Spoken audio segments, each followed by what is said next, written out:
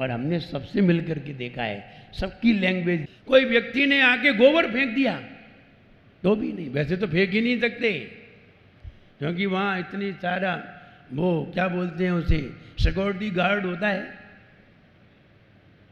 वो तुम्हारी पूरी खाना तलाशी लेके भेजता है। यहाँ के तो ऊपर ऊपर से खानी तलाशी लेते हैं उसके द्वारा, वहाँ तो भीतर से लेते हैं। ऊपर से तो है ही, भीतर से लेते हैं, भीतर अंदर दिमाग के भीतर जा करके पूरी खाना तलाशी लेते हैं। कैसा व्यक्ति है ये? और अगर जरा सा भी जिनेंद्र भगवान की वंदना करने वाला नहीं दिखाई दिया, बाहर मंदिर में एंट्री ही नहीं मिलती। वहीं देव खड़े हुए हैं अवधिक ज्ञानी, ये तुम्हारी खोपड़ी जानते हैं, लाइन से खड़े हैं, ये सिक्योरिटी गार्ड है। तुम बाउंड्री के अंदर तो आ जाओगे लेकिन भगवान के पास नहीं पहुंच सकते। जैसे तुम इस बाउंड्री में तो आ जाओगे, लेकिन ध्यान रहे मेरे पास आने के लिए, मेरे रूम में आने के लिए तुम्हें बहुत सोचना पड़ेगा, बहुत सोचना पड़ेगा। चप्पल लेकर के नहीं आ सकते, कोई हथियार लेकर के नहीं आ सकते, अंदर सिक्योरिटी गार्ड भी लगे हुए हैं। तो कहने का मतलब यह है, ऐसे ही समूह शरण में इतना सारा वैभव होता है, इतना सारा वैभव होता है, उस वैभव के अंदर प्रवेश करने के लिए सिक्योरिटी गार्ड में अंदर देव लोग लगे हुए हैं। जाओ, कैसे जाओगे? 8वीं भूमि पर वे ही लोग जाते हैं जो लोग प्रतिदिन भगवान की पूजन करने वाले होते हैं, प्रतिदिन भगवान का अभिषेक करने वाले होते हैं, प्रतिदिन स्वाध्याय करने वाले होते हैं, प्रतिदिन गुरुओं की सेवा करने वाले होते हैं। उनको एंट्री होती है, हर किसी को नहीं होती, बाहर कर दिए जाते हैं। इसलिए अगर यहाँ समूह शरण आ भी गया, साक्षात भगवान आ गए, तो उन लोगों को उसमें प्रवेश नहीं मिलेगा। इसलिए आज से अभिषेक पूजन चालू कर दो तो एंट्री मिलेगी, वरना नो एंट्री का बोर्ड लगा हुआ मिलेगा बाहर। तो यहाँ शत्रु उन्मूलक, उनमें जरा सा भी अहंकार दिखाई नहीं दिया, न ज्ञान का, न धन का, न वैभव का, न इतने सारे लोगों की रिद्धि का, कोई अहंकार दिखाई नहीं दिया। तो आचार्य मानतुंग महाराज ने उनकी स्तुति करके बताई कि हमने इतना बड़ा आदमी देखा नहीं, जिसको जरा सा भी धन हो जाता है अहंकार के मारे, साधु तक को नहीं समझते, साधु तक को नहीं समझते। हमारे नगर में साधु आया है, कहा लेने देने में साधु से, अहंकार तो देखो, ये अहंकार ही है। आज साधु आए हैं तब तुम्हें उन्हें नहीं देखना है, कल भगवान आएंगे तो कहोगे हमें क्या देखना है, और भगवान आओगे उनको देखने जाओगे तुम्हें एंट्री नहीं मिलेगी, क्योंकि आपको एक बात नहीं मालूम, समूह शरण में जाने का टिकट हम ही देते हैं। समूह शरण में प्रवेश करने का टिकट हम ही देते हैं। मेरे साइन से ही टिकट होगा, और मेरा साइन नहीं होगा टिकट होगा ही नहीं। और हमने पहले ही बता दिया, मालिक एजेंट की बात बहुत मानता है, कस्टमर की बात में। मालिक एजेंट को पहले खुश रखता है, कस्टमर को बाद में, क्योंकि एजेंट से ही आगे कस्टमर चलेंगे। इसलिए आप समझिए, मेरे बिना साइन के वहाँ कुछ भी होने वाला नहीं है। मेरे से मतलब आचार्य परमेष्ठी के, साधु परमेष्ठी के, साधु परमेष्ठी के पास तुम गए नहीं, समूह शरण में एंट्री मिलेगी ही नहीं। हाँ, पैसा कैसे कह सकते हैं, बड़े आराम से कह सकते हैं। आप कहोगे इंद्रभूति गौतम जो ब्राह्मण थे और ब्राह्मण साधु थे, और वो तो कभी दिगंबर साधु के पास गए ही नहीं थे, फिर उन्हें महावीर भगवान के समूह शरण में एंट्री कैसे मिली? आपको उनका बैकग्राउंड मालूम है? जरा बैकग्राउंड और देख लेना। वे कई बार साधुओं के पास गए हैं, दिगंबर साधुओं के पास गए हैं, वहां से टिकट मिला तब जा पाए, वरना कोई नहीं जा सकता। उनका बैकग्राउंड तो देखो कि वो पहले कौन कौन सी पर्याय में साधुओं के पास गए थे। बैकग्राउंड देखोगे तो पता चल जाएगा। इसलिए तीर्थंकर के समूह शरण में जाने वाला व्यक्ति ऐसे ही नहीं जा सकता। मारीच गया था? हाँ गया था। मारीच को पहले ही कोई साधु मिल गए थे पुरूरवा भील की अवस्था में। पुरूरवा भील की अवस्था में पहले ही कोई साधु मिल गए थे, वहां से टिकट मिला था। राजा सेवनिक गए थे? गए थे, जैन नहीं थे। 60,000 प्रश्न किए थे भगवान महावीर से। टिकट कहां से मिला था? यशोधर मुनि महाराज से। तुम अजैन हो तो भी कोई फर्क नहीं पड़ता। अजैन भी वही आ सकता है जिसने दिगंबर साधु को देख करके ये भावना बनाई हो, हे भगवान अब की बार मुझे दिगंबर साधु के दर्शन मिले। ऐसी जिसने भावना बनाई होगी वो ही समूह शरण में प्रवेश कर सकता है, हर कोई नहीं कर सकता। इसलिए आप लोग अपने आप को धन्य समझिए कि आपके सामने दिगंबर साधु हैं, आपको टिकट मिल रहा है, आपको टिकट मिल रहा है बिना मांगे। उनके पास आना ही टिकट मिलना है, और जो आएंगे ही नहीं उनको टिकट है ही नहीं। इसलिए शत्रु उन्मूलक, शत्रुता को मिटाने वाला, जैसे ही हम तीर्थंकर भगवान की प्रशंसा करते हैं, जैसे ही हम अहंकार को, हम उनकी अहंकार से रहित अवस्था को बताते हैं, तो सामने वाले का अहंकार टूट जाता है। उनकी प्रशंसा करते हैं, वो तोड़ दूसरे का देते हैं। क्या बढ़िया तरीका निकाला है कि प्रशंसा तो उनकी करें और तोड़ दें वे सबकी। और उसकी प्रशंसा करो जो सबको तोड़ सकता है और सबको जोड़ सकता है, सबको मरोड़ सकता है। उसकी प्रशंसा की सबकी तोड़ देगा। जितनी भी दुश्मनी होंगी सब दोस्ती में बदल जाएंगी। हम उसकी प्रशंसा करें कि आपके अंदर जरा भी अहंकार नहीं है, धन्य प्रभु आप। और ऐसी प्रशंसा करेंगे तो सामने वाले की शत्रुता का भाव समाप्त हो जाएगा।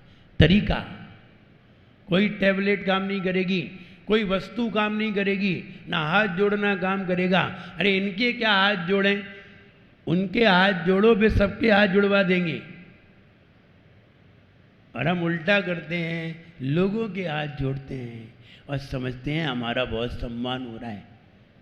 देखा, हमने उनके हाथ जोड़े, तुम्हारे नहीं। हमने किसके जोड़े? उनके हाथ जोड़े। लोग हमारे हाथ जोड़ते हैं, हजारों लोग हाथ जोड़ते हैं।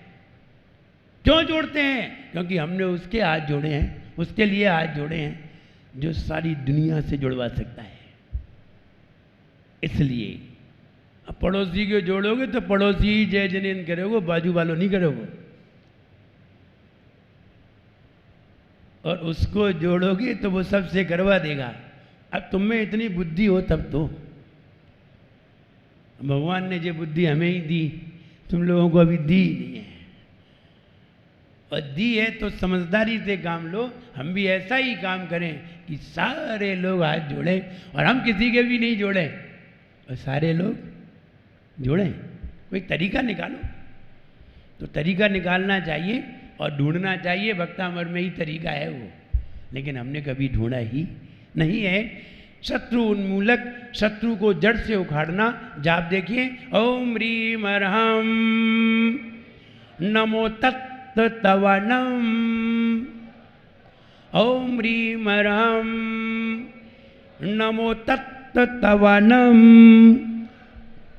ऐसे मुनि महाराज जो खूब उपवास करते हैं, उपवास करते हैं, तपस्या करते हैं, गर्मी में खड़े हो जाते हैं, धूप में खड़े हो जाते हैं, गर्मी में तपते हैं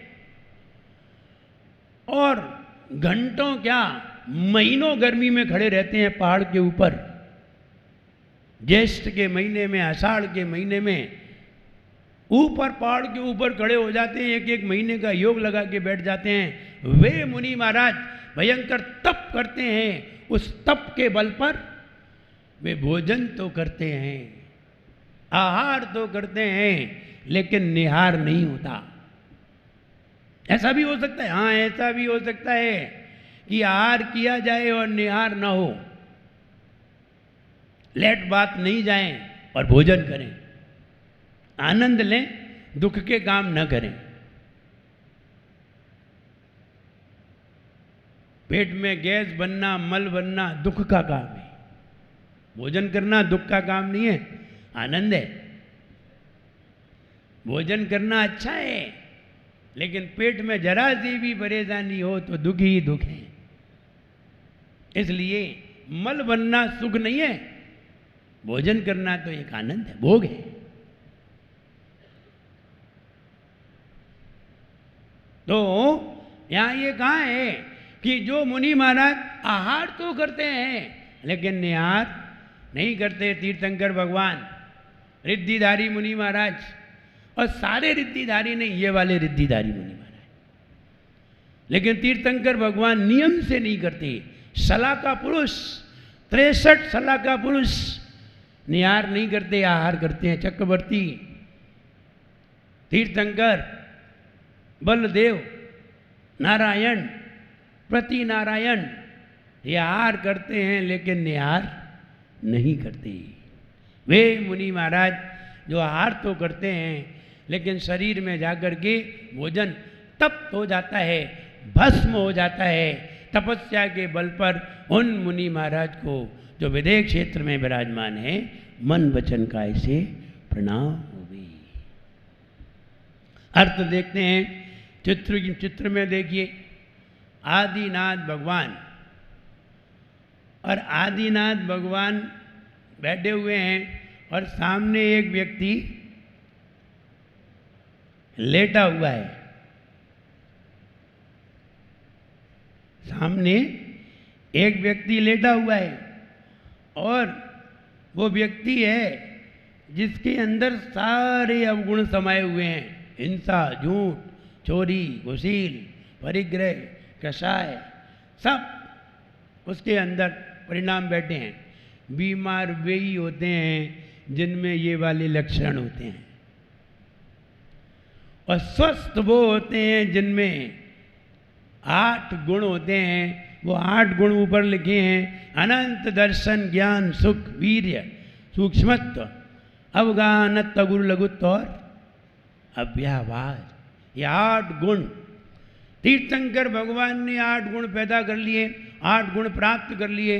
अहंकार क्या चीज होती है? ज्ञान नष्ट कर देता है। जिसे ज्ञान नहीं होता है वो अहंकार करता है, अपने आप को बड़ा भारी ऊंचा आदमी समझता है। अभी सुनाया था, शब्द का बहुत ज्ञान आचरण ही न होवे, ऐसा ज्ञान आदमी में अभिमान लाएगा। और ज्ञानवान साधुओं को गांव में भी देख कर होशियारी अपनी वो साधु को दिखाएगा। होशियारी दिखाने आ ही जाएंगे, और ये जानते नहीं है हम तो एक खूंटे के बंधे हुए जानवर हैं और साधु है घाट घाट का पानी पी के आ रहा है, और हम इसे समझा रहे हैं। अरे वो अंगूठा छाप भी होगा तो भी तुम्हें समझा देगा, और तुम पढ़े लिखे होगे तो भी उसे नहीं समझा सकते। इसलिए साधु साधु है, वो निष्प्रय है। ये कहें, आचरण नहीं ज्ञान कारगर नहीं यारो। जो आचरण से हीन ज्ञान है ये कारगर नहीं है, ये दुखदाई है, अहंकार लाने वाला है। और आचरण से सहित ज्ञान है, ये ज्ञान तुम्हें मोक्ष को दिलवाएगा। इसलिए आचरणहीन ज्ञान कभी भी कार्यकर नहीं होता। कोई पंडित जी हैं यहाँ उपदेश दे रहे हो और बाहर जाके कचौड़ी खाने लगे, बाहर जाके कचौड़ी खाने लगे और वहाँ से कहीं आप लोग गुजरे और पंडित जी दोने को चाटते हुए दिखाई दें तो तुम कहोगे ये पंडित जी हैं। इनमें लक्षण है, एक तो लक्षण नहीं है। तुम उनकी बात सुनना बंद कर दोगे, उन्हें ही सुनाने चले जाओगे, चलो इनको हम ही सुनाई देते हैं। इसलिए आचरणहीन ज्ञान कारगर नहीं, आचरणहीन ज्ञान कारगर नहीं है। आचरण सहित ज्ञान हो भी तो वह मोक्ष दिलवाता है। तो यहाँ यही बात कही है। अब अर्थ देखिए, को विस्मयोत्र, को माने क्या, इसमें क्या, अत्र माने इसमें, विस्मय माने आश्चर्य। हे भगवान इसमें क्या आश्चर्य, यदि नाम गुणई रशेषई, आपके अंदर संपूर्ण, अशेषई माने संपूर्ण, गुणई माने गुण, आपके अंदर संपूर्ण गुण तुम संसितो, दुनिया में जितने भी बढ़िया गुण थे उन सारे गुणों ने तो मैंने आपका संसितो आश्रय ले लिया। हे भगवान जितने बढ़िया बढ़िया गुण थे वे सब आपके पास आ गए, सबने आपका आश्रय ले लिया,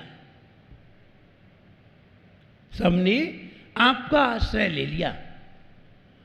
निरवकाश तया मुनीश, वे जो निरंतर आने वाले हैं, ऐसे समस्त गुण, इन समस्त गुणों ने आपका आश्रय ले लिया। हे भगवान मुनीश, हे भगवान जितने भी बढ़िया बढ़िया गुण थे वे सब आपकी चरणों में शरण में आ गए, आपके चरण की शरण में आ गए, आपका आश्रय ले लिया।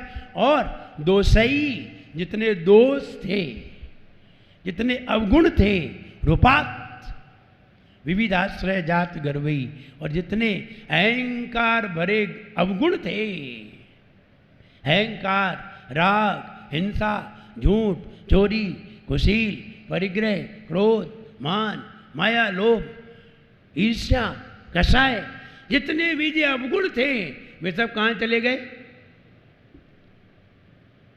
ये ऐसे ही बड़े बड़े पेट वालों के पास, देखो उसमें